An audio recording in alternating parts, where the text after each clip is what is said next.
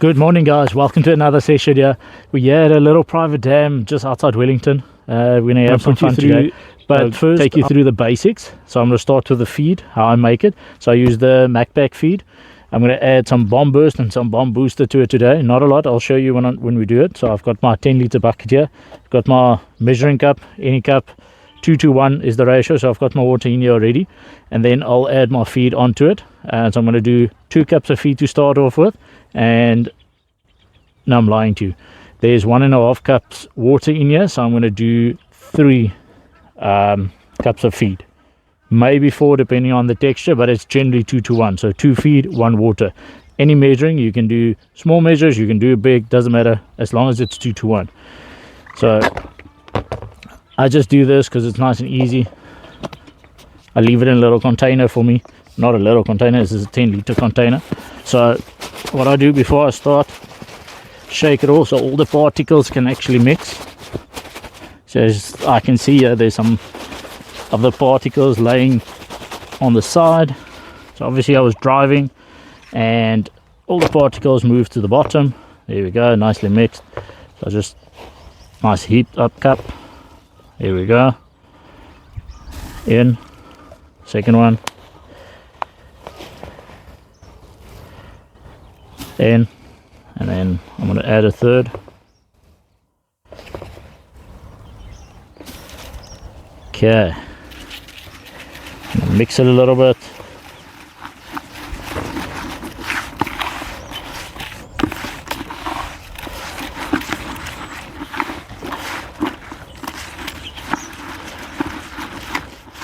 Okay, it's still very wet, as you can see there,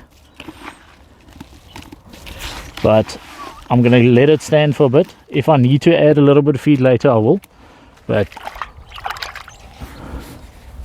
nice sweet corn smell that comes off there. So I'm going to take this out here, close this off, so if it falls over, it's not that big a deal.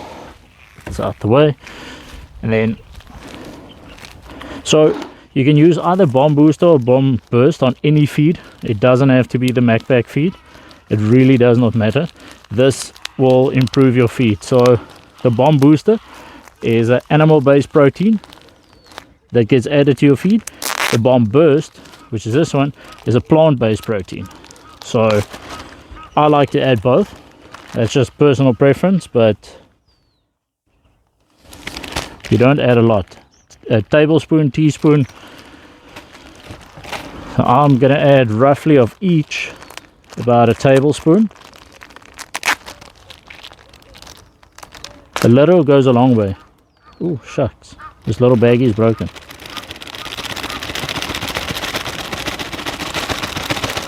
So there we go. Just close this off. Oh shucks, this baggie is broken. Okay, I'll fix that later.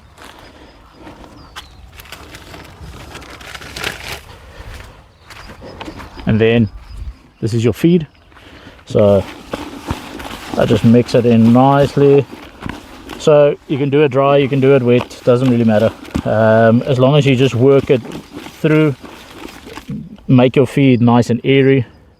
That's the key here. So the water can go right through it. All the proteins, amino acids, everything, see, that's almost ready. That's almost where we need to have it. So I'm not going to put it in my bucket just yet. I'm going to just let it sit and marinate a bit. That's nearly there. See it change color a little bit from, so majority of my feed I've got in there is a white based. Turns a little brown, but that's perfect. I'm just going to leave this. If I need to add some water, some feed later, or water, whichever I can.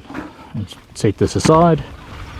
Guys, so the second thing I do is I get a bit of feed out there. So the next important thing is actually determining the distance you're going to fish at. Because I'm here at a very small venue, I'm not going to use my bank sticks or measuring sticks. Normally you'll measure them out at a certain distance and you stick to it that whole day.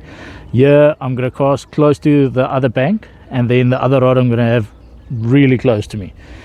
So I'm still going to clip the rods in, so I cast the same distance the whole time. Clipping the rod, just make sure that you don't overshoot or under, so you start building a feeding spot. With that, I use the feeders. This I got from Signature Series. So it's got a nice shaft. It's got a little, this is basically an M0 mushroom on it. So it's light enough to get it out there. I do have heavier feeders as well if you need it, and I do have one with cages as well if you do very soft feed.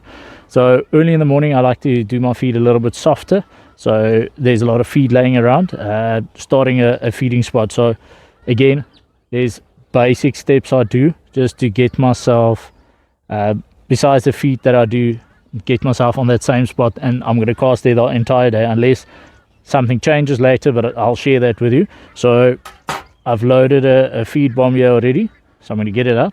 No dips or anything. If it's a lot of murky water, this venue, I don't think it's necessary. Maybe later I'll put a little bit of chop or cola or something on there, fluorescein, just to attract some of the fish. But this should be, I've seen some fish playing around in front of me, so it should not be a problem. And then once I cast it, I'm going to stand like 2 meters back, so there's a bit, because I'm on my own here today, so if a fish runs with it, they don't take my rod with it. So I'm just going to give it a bit. So I got my distance that I'm going to cast now. I'll just move that there. You see there's the little pin where you hook your line in. There we go. There I'm clipped in. So the whole day I'm going to be casting at the same spot. You see there it's clipped in. So this is 10-pound line. So just going to leave it like that. So I'll stand like 1.5 meters back. So when I cast, then I can walk into it, and there's a bit of slack on the line. It's not 100% tight.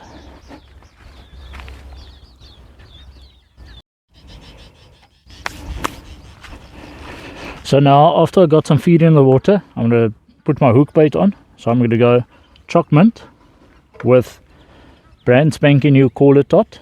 So there's got a lot of fluorescein in the water, and I'm going to pair it with caller just to get that fish going early morning.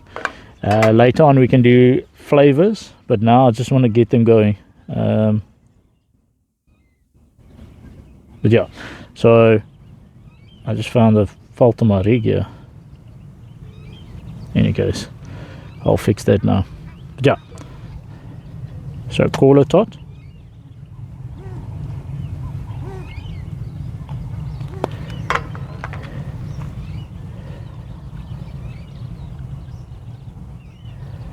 I can probably at this venue fish the caller tot on his own, but I know choc mint works here, and it also has fluoro in it. So I want to call that fish into the spot. And back into the bowl, sits nice and proud there at the top. And just want to hook this in. Okay. And then on the bowl itself, caller. I'm quite liberal with it. So there's my presentation.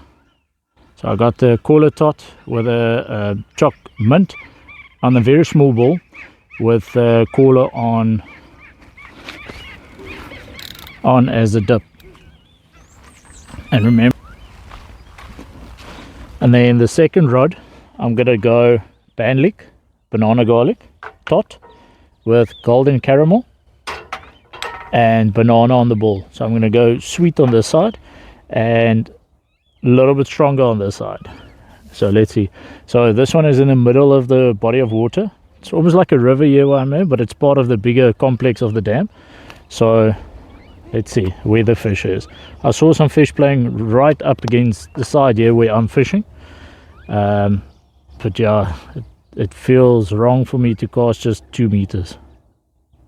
So put the tot on, back into the ball.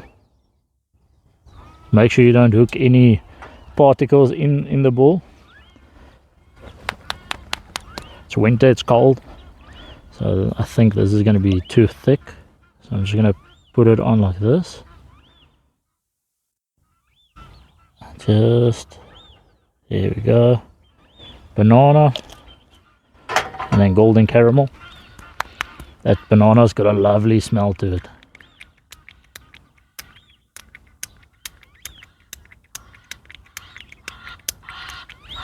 Quite a bit of golden caramel as well. And I get this out. Remember, we clipped in here as well, so we can't go further than where we clipped in. There you go, guys, we're on.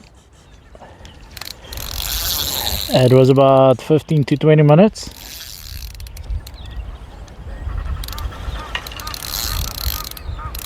This is the shorter rod, or the shorter of the two.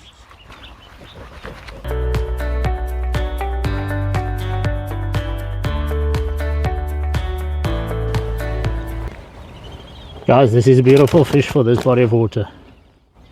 Have a look there. This is probably 1.5 kilos. This is a very heavy fish, maybe closer to 2 kilos. Beautiful. So bandlick on that spot that we created earlier. Fantastic, beautiful. This is exactly what you want. It's about 15 to 20 minutes and we start catching. So if you do this for fun, or you do this competition, the principles all stay the same, and I showed you exactly what I do each and every time I come to the water.